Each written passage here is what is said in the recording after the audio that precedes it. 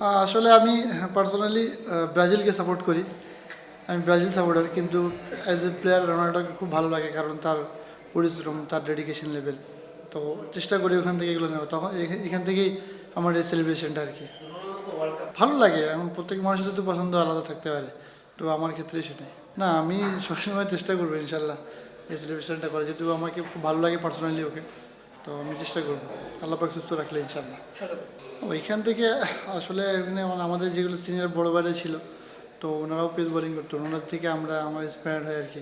আমরা যেমন ক্রিকেটে আসি তখন জিজ্ঞেস করা হয় একাডেমিতে ফার্স্ট টাইমে তুমি কি, আমি তখন বলছিলাম যে আমি পেস বোলিং করি।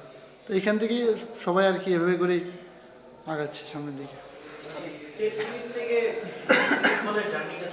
আসলে আপনারা সবসময় বলেন যে আমি টেনিস থেকে এখানে এসেছি, আসলে কিন্তু না।